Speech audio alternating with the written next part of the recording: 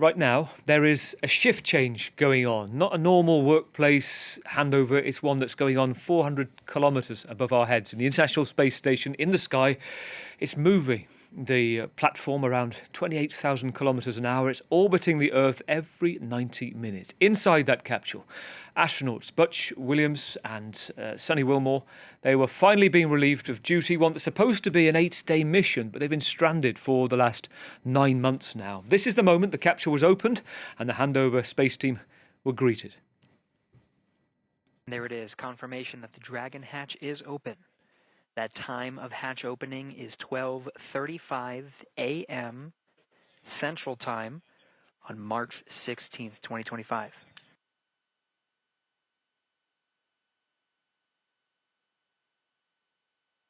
Onishi, the first Crew 10 astronaut through the hatch. So in the end, they had to wait to hitch a ride back to Earth on a specially made SpaceX rocket because of technical problems with the experimental Boeing aircraft, one that was being tested to rival SpaceX missions in future. Slightly embarrassing for Boeing, say insiders. Butch and Suni, though, they are due to return in the next couple of days. So questions: how, why has it taken so long? And what's it been like for them? Fewer than 800 people have been into space. One of them is my next guest, Michel Tognini, a distinguished, celebrated French astronaut, test pilot, engineer who's made significant contributions to space exploration and has logged 19 days in space across 2 missions, including 14 days on the Mir space station. Michel beautifully describes the human side of life in a book, A Coffee in Space, and he joins us now from northern France. Pleasure, a delight to talk to you, Michel, this evening. Can I ask you first, I want to talk about your book and having a coffee in space in a moment, but what was going through your mind when you saw those images today, the final replacement shift arriving? What were you thinking of? Well, it's always a nice time when you are in space for a long time and you get a new crew, because the only problem you have in space is you miss new figures, new faces. You always see the same person every day. So new crew arriving on the space station is always a nice moment. But I would say that 2 astronauts, Suni William, Butch Wilmore, that I know very well because I was in training at NASA with them, are feeling very good. And I talked to them in November during the Astronaut Congress in the Netherlands, and they felt very good, in a good spirit. So I don't worry at all for them. And I know that the media told that they were stuck in space and they couldn't come back, but this is not true. Well, I guess let's look at that, because on the term stranded and being stuck, there's a number of issues at play here, aren't there? Because on the level of, there was a fault, there was a technical issue with the Boeing, so therefore they couldn't go back with that. Or NASA, at least, Boeing said they would go back up, but NASA had said they wouldn't have zero risk when it came to their life. They wanted to keep as low as possible. So that moves on to Elon Musk. Now, Elon Musk, let's take a listen to what he had to say. This is a couple of weeks ago on the idea that they could have been brought back earlier, but he claimed it was all political. Let's take a listen. Are you still rescuing those people that are stuck in the space station? Yeah, that's coming up in a couple of weeks, I think. Whoa. Okay, so here's Elon Musk saying the rescue operation is ongoing. Let's take a listen to what he says about the politics involved. My first question is that true? And if so, what would that have looked like? Was he offering to make another flight, push seats on another flight? Could you give us some background there? I can only say that Mr. Musk, what he says is absolutely factual. We have no information on that, though, whatsoever. What was offered, what was not offered, who it was offered to, how that process went. That's information that we simply don't have. So I believe him. I don't know all those details, and I don't think any of us really can give you the answer that you would be hoping for. So we heard the Butch response there, Michel. I should say that Elon Musk went on to say, we heard a little bit of that it was ultimately, he claimed, down to the Biden administration. He offered to pick them up earlier, and he said politically they told him to wait until after the election. Now, we haven't heard back from the Biden administration. NASA has said that's not true, but Butch appeared to say, I agree with what Elon Musk is saying. What did you take of that? Because clearly these 2 astronauts are prepared to stay longer, but it looks like that from an outside looking in, they very much could have potentially come home a lot earlier. Okay, the fact is that they came to space for a flight of 8 days, and the Starliner didn't work properly, and there were a few engines not working nicely because of a helium leak. This happened a lot because the engine on Starliner, the hydrogen engine, are the same as the ones we use on the space shuttle. So this is not an unusual fact. And when they couldn't come back with a Starliner came back alone and they stay on the space station. But we asked them if they agree to stay longer. And the process we have for the rotation of crew on the space station is to have one crew vehicle arriving to the space station every 3 months. So the next one was a Crew Dragon arriving in September with 2 persons on board instead of 4. And the goal was to return with 4 persons instead of 2, the 2 coming in September, plus the 2 of Starliner. So that was the plan. But obviously, we ask always to the astronaut if they agree to stay longer or not. This is not the first time. Russian cosmonauts also stayed longer in space at several times. They could have come back earlier, but space for us is really something that we really enjoy. And when you fly in space for 1 week and they ask you to stay longer, it's always a benefit for you. It's like if you say you go to the Seychelles Island for 1 week, but maybe you can stay 6 months. You say yes. I mean, this is because you get used. You get a very good process of adaptation.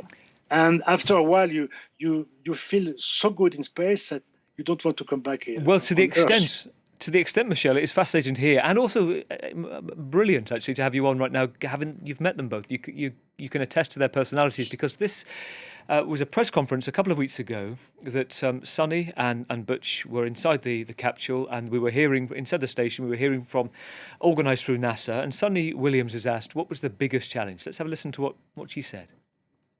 Immediately, it brings to mind family and all the people on the ground who support us. So, it's been a roller coaster for them, probably a little bit more so than for us. We're here, we have a mission, we're just doing what we do every day, and, every day is interesting because we're up in space and it's a lot of fun. So I think the hardest part is, having the folks on the ground have to not know exactly when we're coming back. She called it her happy place. To go attest to what you've just been talking about a moment ago. Lots of questions when it comes to your experience and what would be going on in there. First of all, are you trained as an astronaut in cohabitation, how to get on with each other in the event of a long mission like this? So we have 2 processes to get for a long duration flight. The first one is we make a selection. We make the astronaut selection with a lot of barrier, like psychological tests. So we want to be sure that the psychological behavior of the astronaut will be good for long duration flight. And this is not easy. This is not for everybody. I can tell you that I know some astronauts from the former time that didn't like to stay a long duration flight in space. And then when they are selected, we provide what we call HBP, for human behavior and performance, which is a special training that you do every year on special conditions like in the mountain, underwater, under the ground, in the cold, or in survival. So you do that every year by a time of 2 weeks, and each of the training you get with new crew members that you will fly with or not. So after 5 or 6 years, you start to know all the people, and you suffer so much during this training that going to space compared to that is really easy. Wow.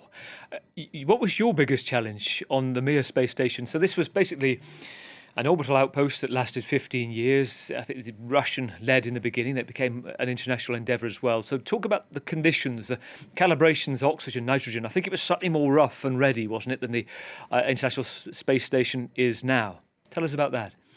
The Mir space station was the previous standard of space station, so it was not so comfortable than today. For instance, on the International Space Station today, you have a lane, which is you have a computerized link between all the parts of the modules, and you have a laptop in any place of the space station to see and to command all the system of your space station, but also to see on the second laptop all the checklists corresponding to your actions. So this is really, really convenient that we did not have on the Mir space station. And also on this space station, you have international cooperation which is fixed. For instance, you have a European module, Columbus, where European astronauts can go and work and do science for the benefit of European. But also on this Columbus module, you have also Japanese, Canadian, and American working on this module. You have also the Japanese module Kibo. You have the US lab, which is also really important, and you have the Russian side.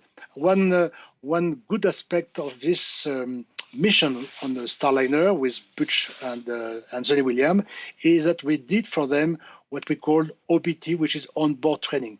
These people were going to fly for 1 week only, but after the failure of Starliner, we asked them to stay 9 months. But 9 months, they were not prepared for a 9 months flight. So we had to give all the certification weeks after weeks, to give all the training while they are in space, and the instructor were on the ground to teach them and to make qualification. So they were able to do all the job as an astronaut, to do EVA, extravehicular activity, to do the robotic action, and to do all the docking part and the docking system operation that we have to do regularly, like every month. So this is the first time we do OBT in space with such a way, and this is really good for us. Tell us about one thing that, when I'm in conversation about this, it always comes up, what they will be eating every day there. Is it mostly carbs, vegetables, any fresh fruit? And how's it changed since you were at the Mir station, the type of thing that you would have been eating in little kind of meals ready to eat packets, I imagine? Well, when I flew on the Russian space station, I had Russian food, so you have to get used to the Russian food. You have to like borscht and stuff like this, but it's like camping food. It's not so good. But today we have like 500 meals that you choose before your flight. Most of it is dry food, but you have also cans. And now we have also like a chef, cook that make the good cuisine for you. And 1 day of your flight, you can have the food for you and for your crew to share with. So this is really a good time for people to have a very nice food and to talk about the food and also all the culture going with the food. Tell us about Coffee in Space, because this is a really interesting book that you've brought out. I imagine you're, first of all, just the idea, I guess, that you set out to be human, actually trying to find moments of zen and moments where you can breathe and relax, and that comes with Coffee in Space as well. I also imagine your taste buds are deeply affected by being up there.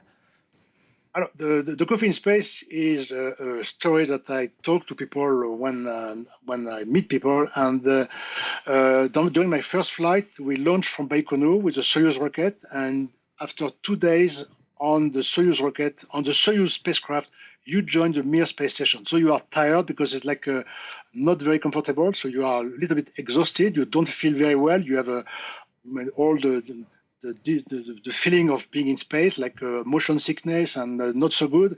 And during the docking is going very slowly. So we are behind the space station. We go slowly, and you stop every 10 kilometers. So you stop at 50 kilometers and then 30 kilometers. And there is a time where you wait to be on the daytime to get to do the docking. So we have to wait a long time. So we were doing the night. So imagine yourself on a small capsule, which is 3 cubic meters, and you stay with the 3 people, 3 of us, and the people on the space station talk to us. And there was a blank. There was a time where it was free. We could say whatever we wanted, and they told us, "How do you feel?" We said, "Well, we feel very good. We are very excited to join the space station very soon." And imagine you are at 28,000 kilometers an hour. You are at 400 kilometers. You are above the atmosphere, and the Russian cosmonaut asked us, "Okay, you're going to join to dock very soon. What do you want to drink after docking? You want tea or want coffee? You want coffee with sugar or with no sugar? You want coffee with milk?" So Okay, yeah, you see the difference between the time you feel so concentrated on your mission. You feel the docking is going to join, and docking is something very special during the flight.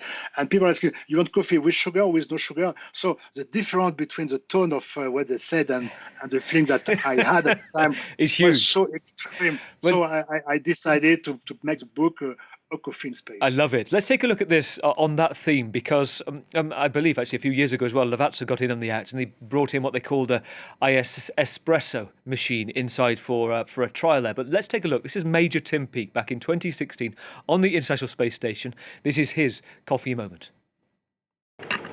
Let's go find a cup of coffee.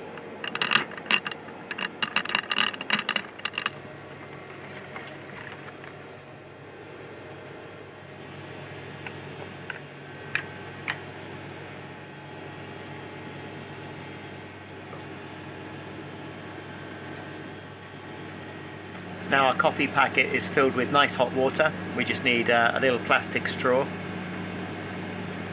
Insert the straw, take the cap off, and drink. You and Tim, Michelle, one of the few people that know what space coffee tastes like. Briefly, we've got 30 seconds or so, but I would like, given you astounded me, surprised me, the idea that actually you'd want to spend as long as possible in space, given that you're there in the moment. What's your take on the Mars mission being planned for 2029, 2031 for humans? And would you say yes if you were asked?